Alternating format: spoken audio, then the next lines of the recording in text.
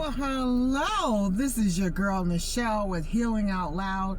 I know I haven't podcasted in a while, but I got a good one for you today. So listen up. I miss you guys. Today, my topic is when abuse doesn't leave bruises. And that's a number of ways. Oh God, I got stories. You know I got stories. But limited time because I got to go to work, and I decided to do this in the car again because this way I have lots of privacy to talk to you, because some of my stuff is really deep and I don't really want people in my business or to even hear. If I share with you, that's fine. I don't mind sharing with you guys because I know the people that are listening to this really have been through abuse. Okay, as always, I'm always organized, so I got a paper that I'm going to be reading from. When most people think of abuse, they think of physical violence, black eyes, bruises, broken bones, and visual injuries. But not all abuse leaves marks that can be seen. Some of the deepest wounds are invisible. The hurt. Abuse leaves bruises that can sound like you're crazy. Remember I told you at the cookouts? They'll embarrass you, try to humiliate you while you're talking, and just come out the blue and just start downing you. No one else would ever want you, making you think that you're not valued for nothing. Nobody will want you but them. You're too sensitive. Of course I'm sensitive. You sitting there hitting me. It hurts in some spots. Everything is your fault.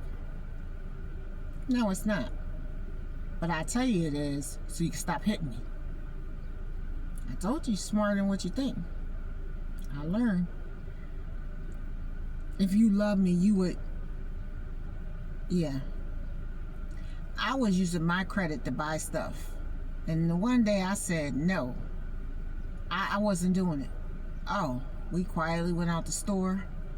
We drove around the back of the store, and the beatdown went on.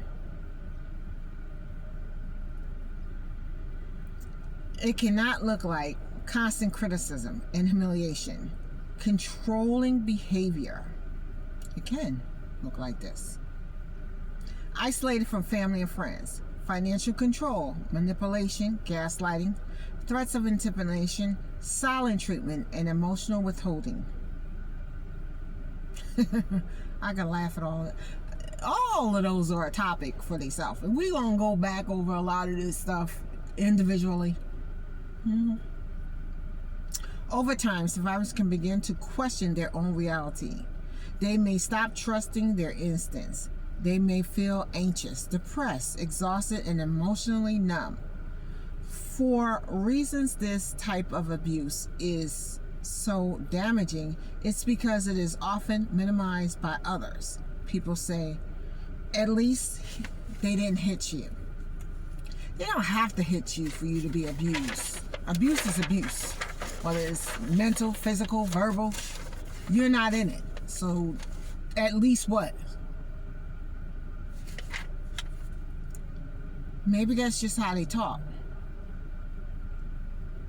Well, most of you that's in abuse like me, you know how they talk to you and how they talk to other people.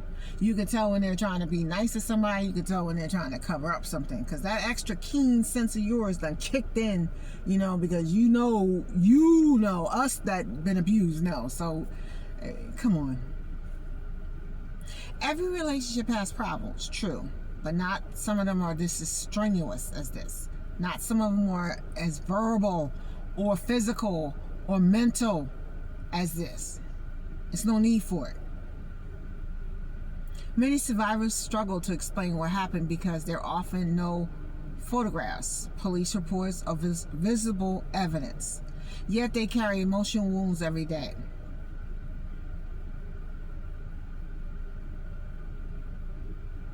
And it's years after for me. Some things are too traumatizing I can't remember. But every now and then things that come up and I'll remember it. if I see something similar and I'm like, wow, that happened to me. But a lot of stuff you like blocked out of your mind. All right, the key message here is you do not need physical scars to prove that you were hurt. Emotional and psychological abuse are real forms of domestic violence, and they deserve to be taken seriously. Some survivors carry their pain in silence. I did for a while. Hidden behind a smile. A job. A daily routine. If that is you, know this. What happened to you matters. Your experience is valid. The healing is possible, even from wounds no one else can see. Look at me. I'm just as happy. I'm just content.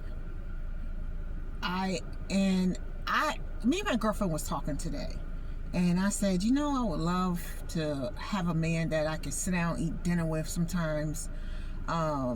I don't want to live at his house, and I don't want him living at my house. I don't want his clothes at my house. I don't want my clothes at his house. But I just want occasionally, like, we have dinner together, maybe watch a movie together, or go to listen to some jazz music or something settling, And for the adults who only should be watching this, I wouldn't even mind casual sex. But no abuse. All right, I have a question, and I'm not going to keep you long today.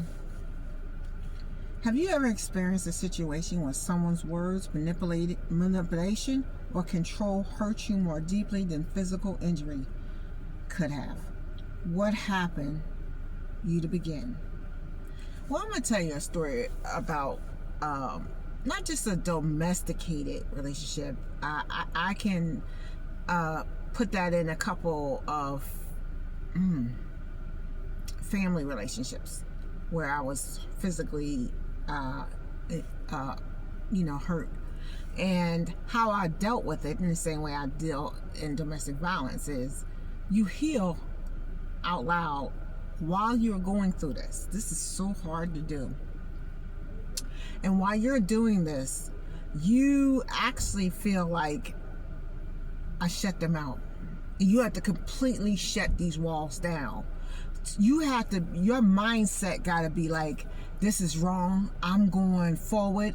It's not going to always be like this. I'm tired. I had enough.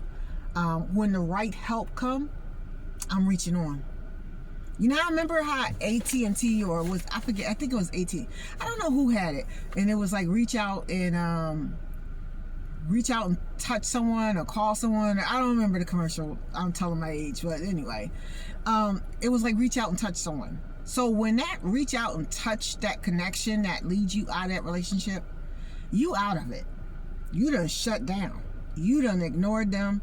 And that's why I say keep your circle small. Even when you get out of the relationship, keep your circle small on your abuse. But when you get out of that relationship, keep your circle even smaller. Because of the fact that you always have to protect yourself, because people's words are still going to hurt you. Some people will sit there with you and say, how did you stay in it? Why didn't you just leave? Why didn't you go to the police? Why didn't you call the police? And this? Stop asking so many questions. Why didn't you call the police? You knew I was being abused. Why didn't you come over and beat him up? Why didn't you offer me a place to stay?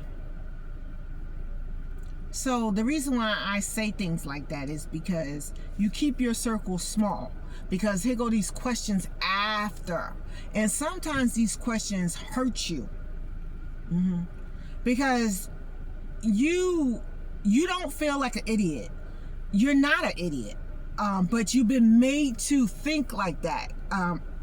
Here was a thing where it said that, he said, let me go back. It can feel like constant criticism, humiliation, controlling behavior, manipulation, and gaslighting. threatening and intimidation. So you already have the mindset that your value is not up there. So when people start talking like, why didn't you do this? Why didn't you do that? It settles in your brain a little, and it'll bring back something that you can't explain at the time, you don't want to explain, and you ain't ready to explain. That's my whole thing I'm trying to get at. You ain't ready to be answering people's questions. You might not ever be ready to answer anyone's questions. And in fact, you don't owe anybody any explanation whatsoever. You don't need to validate yourself through them. You don't need to be validated again. You just don't, so some things, some conversations you just don't need to get into with people, just look at them, smile, and don't even shake your head, because don't agree to anything what they're saying. Just look at them, smile, and say, sometimes just be very honest and say, that's something I really don't want to talk about. And if they keep on saying, didn't I tell you that's something I don't want to talk about? And definitely not with you. That will end it at that point.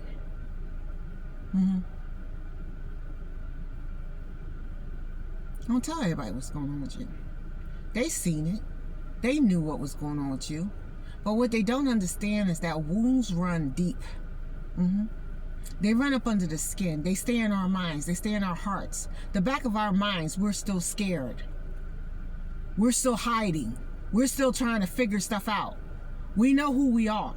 We weren't allowed to express ourselves through intimidation, through control. Quiet your spirit. Just be careful who you're around. Because sometimes those bruises don't always show up. They're hidden, and they're within us. And we have to heal the inside. We have to develop a skill all over again. It's like some women think they know everything. You don't know everything. You got to keep developing. You got to be around somebody that's stronger than you and pushing you to develop, evolve daily, learn things all over again. Your way of thinking, your steps that you take, what streets you go down, not literally the street, but you know what I'm saying, the life street. I hid behind a job. I hid behind closed doors. That's what some of us do. So those of you that put women's down, that's been abuse, please stop doing that. Because some bruises, as the title say, when abuse don't leave bruises, it's inside and it hurts. And that's something, unless if you've been deeply through it, you have no clue how hard that is to get gut up out of you. It's not easy. So don't make matters worse for anyone. You never know what somebody's home life is. You don't know what they're going through. You just don't know. Don't add to the problem. Don't do murder by mouth. Just love people. Let them live. Don't hold people back from growing, exceeding. Don't do it. Because there's that saying, life has a way of paying you back. And sometimes you don't even see it coming, or sometimes it doesn't happen. And for you realize that you in this mess and say, how did I get to this situation? Your mouth. How you treated others. You were so busy in someone else's business, you didn't pay attention to your own. And as always, hug yourself and say, I love you. I love you. And the show loves you. Any of you ever want to reach out to me, please get in the comment, chat, and we'll talk, and I'll give you further instructions how to get to me. Remember, I have to keep myself safe too, so I know you do too, and we'll figure out how to connect if we need to verbally talk. Okay? All right. Love you. Happy Father's Day.